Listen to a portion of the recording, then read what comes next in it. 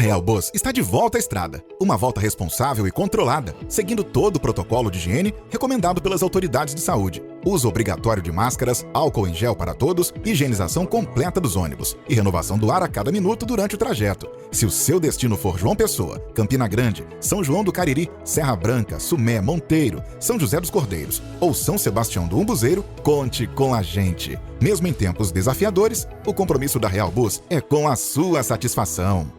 Que bom nos reencontrarmos nessa manhã de segunda-feira, hoje 11 de abril, começo de semana, início da chamada Semana Santa. Mas eu quero fazer aqui uma ressalva. Isso não quer dizer que as outras semanas dos dias do ano não sejam santas. São dias abençoados por Deus. Por conseguinte, nós devemos reconhecer que todos os dias são dias abençoados. São dias em que nós recebemos como presente, como dádiva de Deus e temos motivo de agradecermos, sermos agradecidos a Deus. Então não é somente durante essa semana. Aliás, durante essa semana, nós nos lembramos da morte sacrificial do nosso Senhor e Salvador Jesus Cristo. Sua morte lá na cruz, no meu lugar, no seu lugar, para a remissão dos nossos pecados. Lamentamos porque muitas pessoas durante esses dias que celebra-se a paixão de Cristo, eles procuram realmente ter uma semana de contrição, mas nos demais dias do ano, muitos se entregam a todos os devaneios da carne e não reconhecem que foi por causa dos nossos pecados que Jesus expiou, derramou o seu sangue, para que nós pudéssemos ser redimidos, para que nós pudéssemos ser salvos e libertos do jugo e da condenação do pecado.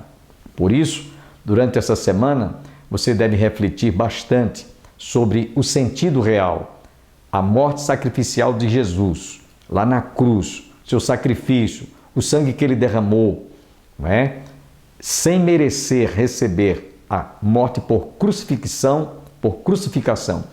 E eu estava lembrando que muitas pessoas trazem no peito um crucifixo de um Cristo crucificado, mas Jesus está vivo, ele ressuscitou. Ele passou apenas 3 dias lá no túmulo. Quando a gente vai a Israel e visitamos lá o Jardim da Tumba, nós verificamos que o túmulo está vazio. Lamentamos porque nesses dias muita gente vai fazer e participar da procissão do Senhor morto, do Cristo que continua dependurado na cruz. Esse Cristo não tem poder para salvar, para perdoar, para transformar. São tão pouco, ele pode salvar aqueles que creem neste Cristo que continua crucificado. Por isso, reflita comigo, abra o seu coração, procure contemplar e também enxergar o Cristo vivo, o Cristo ressuscitado, não o Cristo que continua crucificado.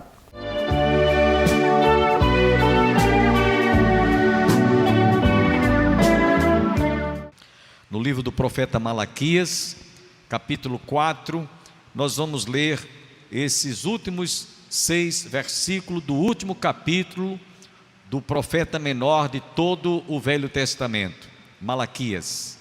Você que está em casa, acompanhe a leitura e abra sua Bíblia. Se você não tem Bíblia, acompanhe a leitura que faremos. Malaquias 4, versículos de 1 a 6. Pois eis que vem o dia, e arde como fornalha. Todos os soberbos e todos que cometem perversidade serão como restolho. O dia que vem os abrasará, diz o Senhor dos Exércitos, de sorte que não lhes deixará nem raiz, nem ramo. Mas para vós outros que temeis o meu nome, nascerá o sol da justiça, trazendo salvação nas suas asas. Saireis e saltareis como bezerros soltos da estrebaria. Pisareis os perversos, porque se farão cinzas debaixo das plantas de vossos pés.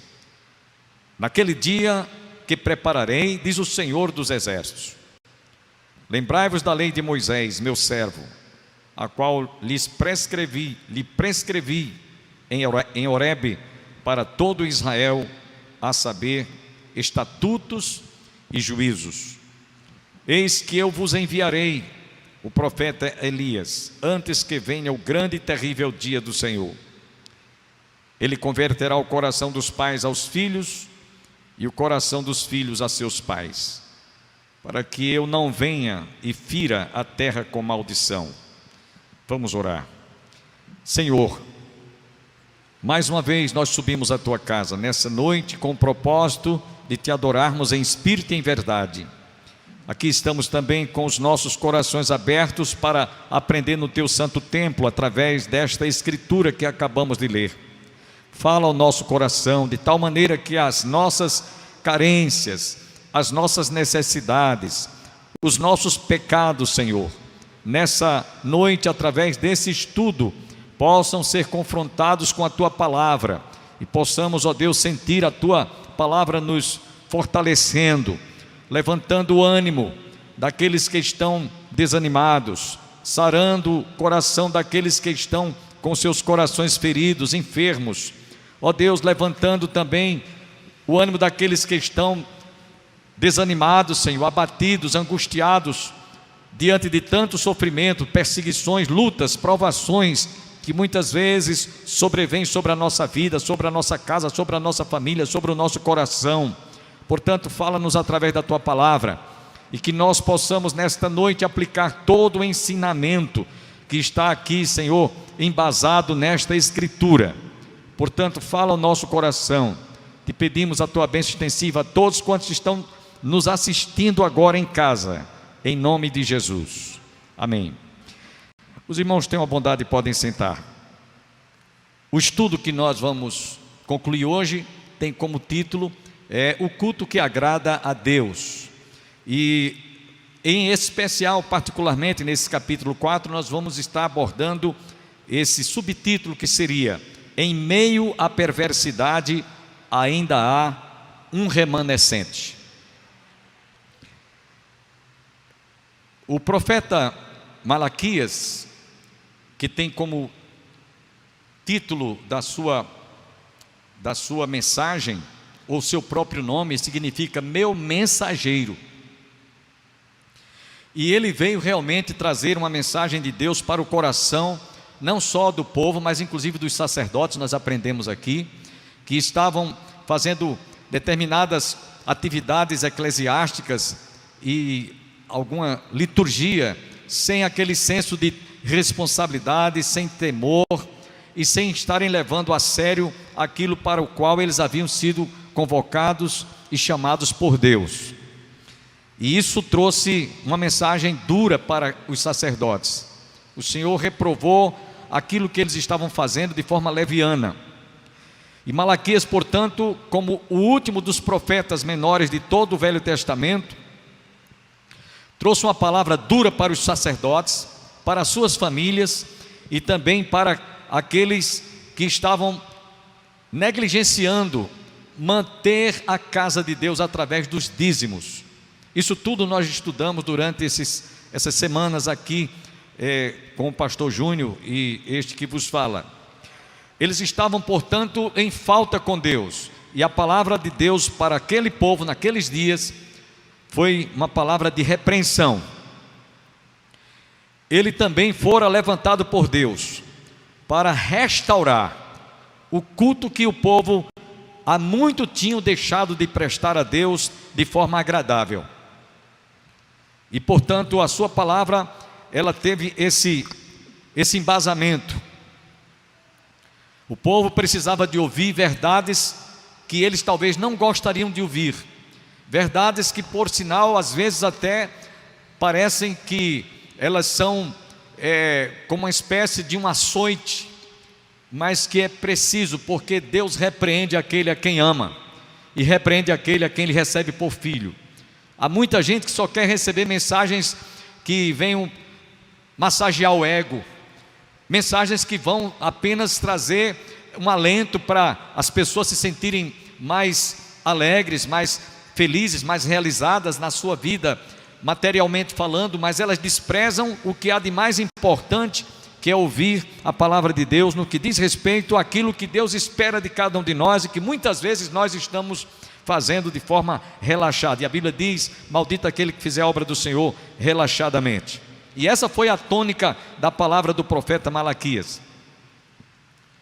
Meus irmãos, nesses últimos dias, uma palavra como essa do profeta Malaquias, ela é tão real, tão atual, tão necessária para os nossos dias como foi para aqueles dias. E nesses últimos versículos nós vemos que Malaquias estava como que trazendo a sua palavra conclusiva, profeticamente falando, para o advento do Messias, que haveria de vir, apontando para o Novo Testamento. Ele faz alusão do que já havia sido dito, inclusive no versículo 16, que foi o último versículo que foi lido aqui. Então vereis outra vez a diferença entre o justo e o perverso, entre o que serve a Deus e o que não serve. Aqui é um divisor d'água, irmãos. O divisor d'água está exatamente aqui. Se vê a diferença entre aquele que tem o temor a Deus e o que não tem o temor a Deus, entre o que está disposto a obedecê-lo e aquele que não está nem aí, entre aquele que faz as coisas de Deus com temor e tremor, entre aquele que muitas vezes não leva as coisas de Deus a sério. Então aqui está o divisor d'água. Então vereis outra vez a diferença entre o justo e o perverso, entre o que serve a Deus e o que não serve. Então ele se dirige a uma nação que estava em desarmonia com a palavra, um povo rebelde, desobediente, mas também em meio àquela situação de decadência espiritual, moral, em que o povo vivia, havia um remanescente, havia alguns que faziam a diferença. Por isso que ele diz aqui: então vereis outra vez a diferença entre o justo e o ímpio, o perverso, o que serve a Deus e o que não serve. Sempre há um número, embora que às vezes irrisório, mas que são fiéis, que têm realmente um compromisso de fazer ou realizar as coisas de Deus com temor e tremor. Então ele está aqui mostrando que para esse remanescente a palavra de Deus ela tinha um outro aspecto, tinha uma outra palavra no sentido assim de trazer ânimo, conforto, esperança, confiança de que o Deus que havia guardado aqueles poucos que se comportavam como remanescentes, eles seriam enriquecidos, abençoados, e eles contemplariam o cumprimento das profecias para as quais o Senhor havia falado através dos profetas maiores, apontando para o Messias. Então ele indica nessas palavras que nós vamos ver hoje um pouco da justiça de Deus sobre os rebeldes e desobedientes, e de alento e de ânimo e de conforto para o remanescente. É isso que vamos ver. E Israel precisava realmente de se confrontar com a palavra, para que realmente aquele povo que estava precisando e necessitado de uma correção se corrigissem. O remanescente eles seriam confortados e consolados, e aqueles rebeldes desobedientes seriam condenados, ou seria aplicado juízo sobre as suas vidas. É exatamente o que trará as palavras seguintes nesses versículos que vamos ler agora. E até a conclusão do livro você vai perceber que ele está salientando o comportamento dos que se consideraram remanescentes. Vamos ver, capítulo 4, versículo 1. Pois eis que vem o dia e arde como fornalha, todos os soberbos e todos que cometem perversidade serão como restolho. O dia que vem os abrasará, diz o Senhor dos exércitos, de sorte que não lhes deixará nem raiz, nem ramo. Observem aqui que nesse primeiro versículo ele vai apresentar a condição e a situação dos rebeldes, dos desobedientes, e ele usa aqui uma linguagem figurativa, que é o fogo. Malaquias mostra que o fogo é para lembrar que Deus é um fogo consumidor para os ímpios, para os rebeldes, para os desobedientes. Mas também esse mesmo fogo que é fogo consumidor, é também um fogo purificador. Preste atenção. É um fogo que consome ao consumidor para destruir aqueles que realmente são rebeldes, desobedientes, e para punir. Mas também é fogo purificador para tornar a obra que está sendo purificada para ser aperfeiçoada ou para ser santificada. Então ele fala isso inclusive no capítulo 3, verso 2. O pastor Júnior trouxe essa parte aqui, quando ele diz: quem pode suportar o dia da sua vinda? Juízo. E quem subsistirá quando ele aparecer? Porque ele é como o fogo do ourives e como a potassa dos lavandeiros. Então observe que ele está falando do fogo juízo, fogo que consome. A Bíblia diz: dura coisa é cair nas mãos do Deus vivo, e Deus é fogo consumidor. Porém, isso não atinge aqueles que estavam aguardando, remanescente, esperando, esperançoso, que realmente o Senhor haveria de banir ou tratar com aqueles devassos, com aqueles desobedientes e rebeldes. Malaquias afirma: vocês rebeldes não escaparão do juízo divino. De sorte que ele diz: não lhes restará nem raiz e nem ramo. Ou seja, os ímpios, rebeldes e desobedientes são comparados a uma árvore, e eles serão totalmente destruídos e consumidos, desde o ramo mais alto até as suas raízes. Eu estava preparando e meditando nesse estudo de hoje, e me lembrei que quando a gente ainda estava dirigindo a congregação lá do Estreito, que hoje foi emancipada, a igreja congregacional, havia lá, na época, um casal de anciãos, irmão Manuel Januário, eu lembro bem do nome dele. E sempre quando a gente ia para a congregação, ele pedia que nós cantássemos um corinho, e esse corinho é a cara dele, ele já dorme no Senhor. Corinho que diz assim: não vai ficar nem raiz nem ramo, aonde é que tu vais morar? Ó meu amigo, se estás preparado para encontrares com o Senhor Jesus, eu vou morar com Jesus lá no céu. Eu vou morar com Jesus lá no céu. Não vai ficar nem raiz nem ramo, aonde é que tu vais morar? O corinho tinha essa estrofe. Então essa expressão aqui de Malaquias, no finalzinho, quando ele diz: de sorte que não deixará nem raiz nem ramo, é quando essa terra for destruída para ser purificada. E domingo preguei sobre isso aqui, domingo próximo passado, e citamos inclusive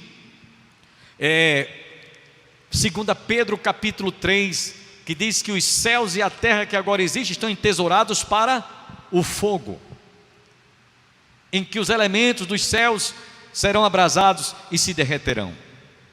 Então esse juízo final, Malaquias já estava falando há mais de 2000 anos atrás, uns 2500 anos atrás, aproximadamente, que isso seria o destino final dos ímpios, dos rebeldes, dos desobedientes. E essa parte que vocês estão ouvindo aqui: não vai ficar nem raiz nem ramo, não vai ficar ninguém para semente. Não vai ficar ninguém para semente. Ao contrário, o remanescente permanecerá. Mas em relação aos rebeldes, desobedientes, aqueles que desprezaram a Deus, não vai ficar nenhum para semente. É isso que Malaquias está dizendo aqui. Portanto, meus irmãos, caso alguém, ouvindo esta palavra, reconheça que um dia, do grande ao pequeno, do sábio ao ignorante, do homem mais religioso que você possa imaginar, ao pior dos homens que você imagine, eles não escaparão do juízo divino. E ele conclui, portanto, que aqueles que desprezaram a Deus, eles vão virar palha, não vai ficar nem raiz, nem ramo. Essa palavra, meus irmãos, para o povo que estava necessitado e precisando de ouvir esta mensagem, eles pouco levavam a sério, pouca coisa eles consideravam em termos de sentir realmente que aquilo um dia viria sobre as suas vidas. Para aqueles que estavam esperando e crendo nas promessas de Deus, o remanescente nada lhes atingia. Por isso, no versículo 2, o Senhor se volta agora para o remanescente. Mas para vós outros que temeis o meu nome, nascerá o sol da justiça, trazendo salvação nas suas asas. Saireis e saltareis como bezerros soltos da estrebaria. Observe essa expressão, mas para vós outros que temeis o meu nome. São aqueles que estavam alicerçados, firmados na palavra e que não haviam desprezado em nenhum momento aquilo que eles haviam lido e crido. E é aqui que o Senhor apresenta, Ele faz predições e promessas para os fiéis que se comportaram como remanescentes. Quase que em todos os outros capítulos era juízo, esse versículo aqui traz alento, conforto para aqueles que permaneceram firmes e fiéis. Meus irmãos, a gente aprende aqui uma grande lição. A gente às vezes se engana que a maioria, alguém até já disse, a voz do povo é a voz de Deus. Puro engano, ledo engano. Aquela multidão que aclamava Jesus quando entrava em Jerusalém montado num jumento, e eles colocavam palmas e colocavam oliveiras para Jesus passar e gritavam: bendito aquele que vem em nome do Senhor, hosana nas alturas. Foi a mesma multidão que diante de Pôncio Pilatos disse: crucificam, crucificam, crucificam. Você vê que a voz do povo nem sempre, como alguns afirmam, é a voz de Deus.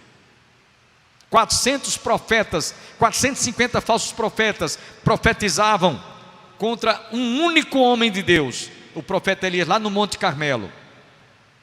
Então não é maioria. E aqui, nesse texto, a palavra de Deus traz um conforto e um alento para aquela minoria que era o remanescente. Enquanto em todos os capítulos anteriores, em todo o livro, o teor de toda a mensagem foi para a repreensão dos pecados cometidos pelos desobedientes. Aqui ele começa a tratar com aqueles judeus que permaneceram fiéis e guardavam o cumprimento das suas promessas. Mas, veja bem, mas para vós outros que temeis, o verbo temer está em evidência. Mais adiante ele diz: mas para vós outros nascerá o sol da justiça. Quem é esse sol da justiça? De quem ele está falando?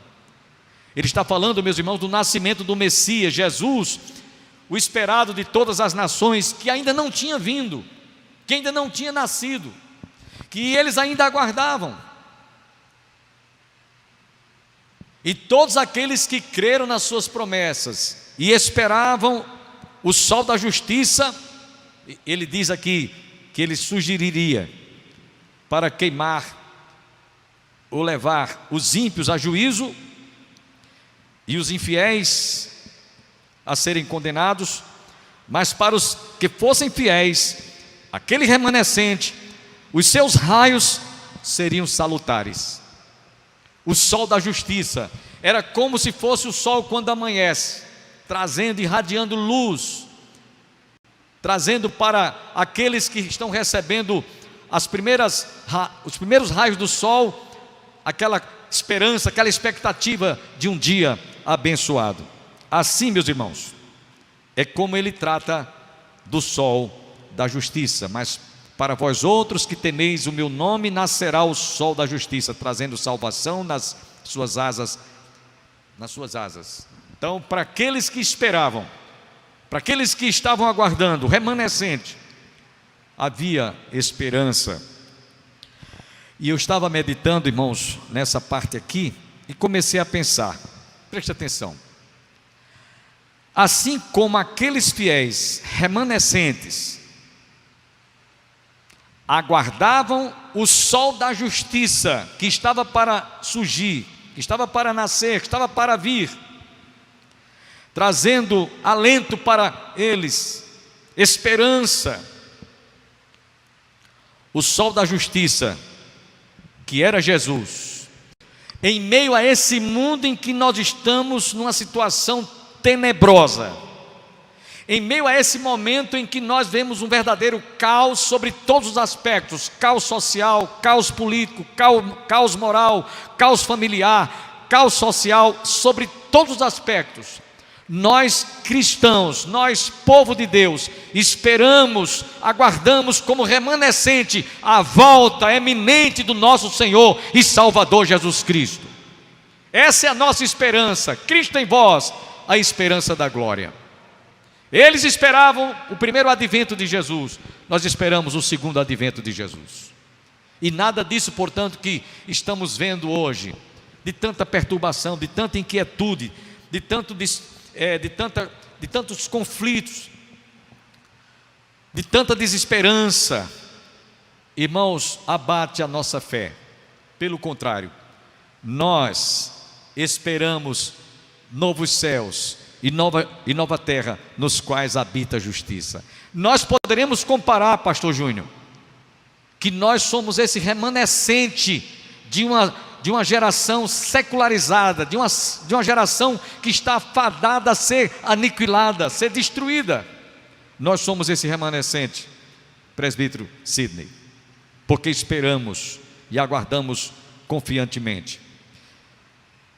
O povo que espera em Deus verá as suas promessas se cumprirem, pois o sol da justiça promoverá aos fiéis bondade, justiça, salvação, livramento, e tudo será esclarecido. Por exemplo, vamos pensar aqui, no dia em que você teve um encontro com Jesus, no dia em que você nasceu de novo, no dia em que você se tornou uma nova criatura, você estava nas trevas, nós estávamos em trevas, mas quando nós viemos para a luz, as trevas foram dissipadas. E nós vemos, conforme lemos lá no livro de Provérbios, capítulo 4, versículo 18, que diz que a vereda do justo é como a luz da aurora, que vai brilhando mais e mais, até ser dia perfeito. Então hoje nós estamos dizendo, ou nos comparando àquele remanescente dos dias do profeta Malaquias. E no final desse versículo 2, ele faz uma ilustração comparando a alegria dos fiéis, ou desse remanescente, tal como os bezerros quando se veem livres no campo, ou seja, ficam saltando, né, pulando nos campos. Ele faz aqui uma comparação alegórica.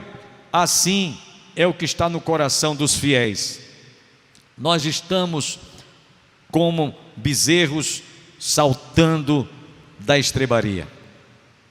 Não sei se vocês já viram, quando a gente às vezes está viajando, que a gente passa por certas terras que tem animais, né, tem gado, né? Vocês podem observar aqui os garrotes, aqueles bezerrinhos novos, quando eles estão ali junto da mãe, né, que foram amamentados, eles ficam pulando, né, saltando nas campinas. Ali é uma linguagem figurativa que ele usa para aqueles que são remanescentes e que aguardam esse dia da redenção, como eles esperavam o Messias, como nós aguardamos Jesus voltar. Isso nos faz saltar de alegria.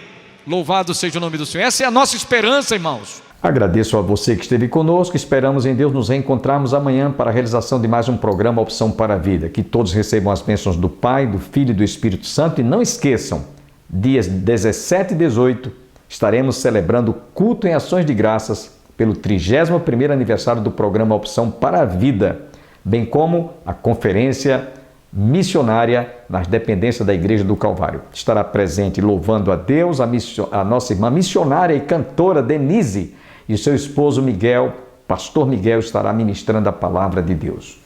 Tenham todos um bom dia e até o nosso próximo programa, se Deus quiser.